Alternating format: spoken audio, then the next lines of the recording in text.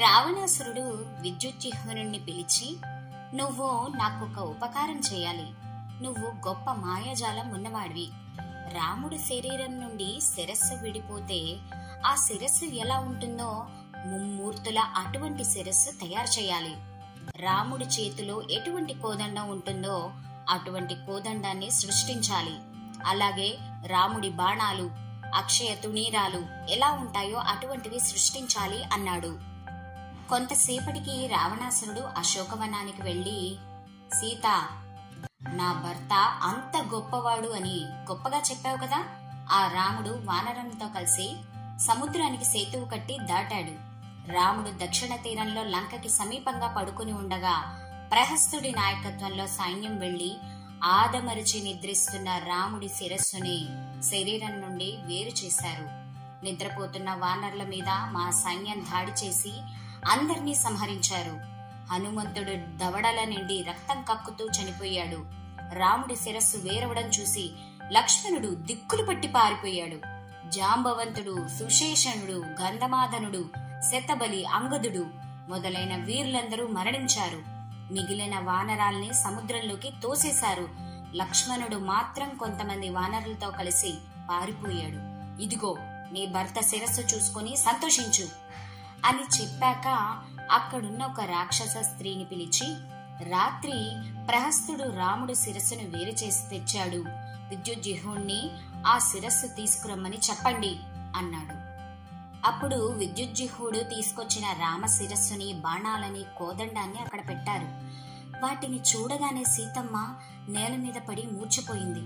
అప్పుడు రావణుడు ఆ కోదండాన్ని, బాణాల్ని సీత దగ్గరికి విసిరేసి, సీత, ఇప్పటికైనా నువ్వు నా మాట విను అన్నాడు.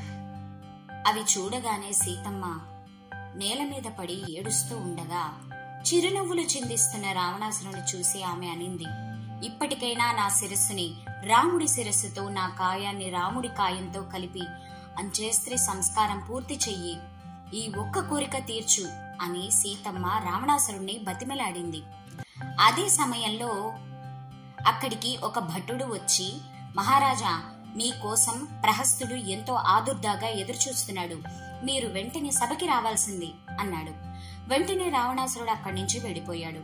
రావణాసురుడు వెళ్లగానే ఆ శిరస్సు, ధనుర్బాణాలు అదృశ్యమైపోయాయి. ఏడుస్తున్న సీతామ్మవారి దగ్గరికి విభీషణుడి భార్య అయిన సరమ వచ్చి, నువ్వు శోకించకమ్మా, నాకు అపారమైన శక్తి ఉంది. నేను ఆకాశంలో నిలబడినప్పుడు ఎవరికీ కనపడను. నేను రాముణ్ణి చూశాను. ఆయన గుండ్రమైన బాహువులతో ఆ వానర సైన్యాన్ని కాపాడుతూ ఆవల ఉన్నాడు. అంత అప్రమత్తంగా రాముడు నిద్రపోతాడా? రాక్షసులు రాముడిని సంహరించగలరా? ఇంద్రుడు దేవతలని రక్షిస్తున్నట్లు రాముడు వానరులని రక్షిస్తుంటాడు. నేను ఇప్పుడే చూసి వచ్చాను. ఇది విద్యుజ్జిహ్వుడి మాయ.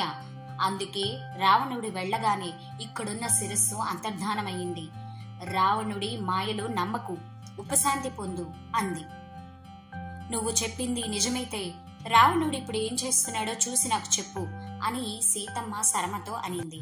అప్పుడు సరమ రావణుడి అంతఃపురానికి వెళ్లి కొంతసేపటికి తిరిగి వచ్చి, ఇప్పుడే నేను విని వచ్చాను. రావణుడి తల్లి కైకసి, ఒక వృద్ధుడైన మంత్రి రావణుడికి నచ్చచెప్పారు. ఏది ఏమైనా సీతని విడిచిపెట్టడం జరగదు అని రావణాసురుడు అన్నాడు. రాముడితో యుద్ధం చేయడానికే కారణం చెప్పకుండా సైన్యాన్ని పిలవమన్నారు. రాక్షసుల కోలాహలం గట్టిగా వినబడుతోంది. మేరు పర్వత శిఖరాల చుట్టూ తన గుర్రాల మీద ఎక్కి తిరిగే సూర్యనారాయణమూర్తిని ఉపాసన చెయ్యి, నీకు సమస్త శుభములు కలుగుతాయి అని చెప్పింది. సరమ మాటలకి సీతమ్మ ఉపశాంతి పొందింది.